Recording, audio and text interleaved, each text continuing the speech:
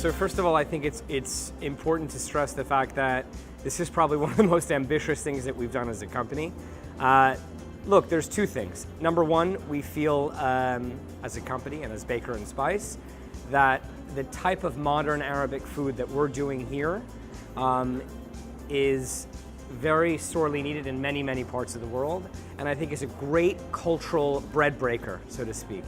And one of the things that we're looking at doing in coordination with a really, really good friend of mine that's a restaurateur in Copenhagen is to bring together our food and his food to Denmark during Ramadan for about 8 days, from the 2nd of June roughly till the 8th or the 9th, where we're going to be doing a pop-up for 50 people every night to get together both Danes, the Muslim community, Danish Muslims, GCC nationals that are living there abroad, or students that are, and get everybody to break bread for iftar together for 8 or 9 days. I think as you grow as a company, there's this idea of creating a sustainable culture around you.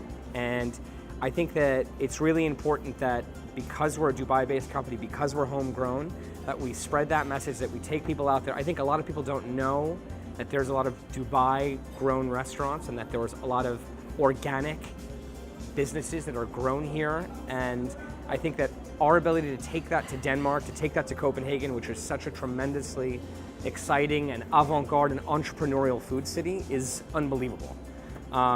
So the idea is to take sort of Baker & Spice to do an Emirati Majlis pop-up for 8 days there, in coordination with my friend's restaurant company called Dhaba, which is this amazing Indian street food place, and do this really exciting project called the Opposite Kitchen.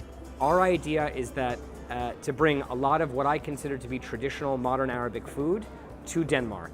So that means touching roots of North Africa, that means getting some traditional Turkish dishes out there, classic soul food from the Levant, great GCC dishes, fantastic Indian touches as well, what I would call a classic Dubai iftar. Depending on the success of our first Opposite Kitchen dinner, I'd love to sort of take that to other levels. I think it's really exciting that we can take this to Copenhagen, where for the most part, I think people haven't had the great opportunity to have a lot of Arabic food in Denmark. And so I think New Nordic cuisine is super popular there, and we know all of the Michelin and San Pellegrino chefs that are killing it out there with that. But I think it's really exciting to introduce them to an entirely different spice profile, an entirely different flavor profile, and do something totally different for them.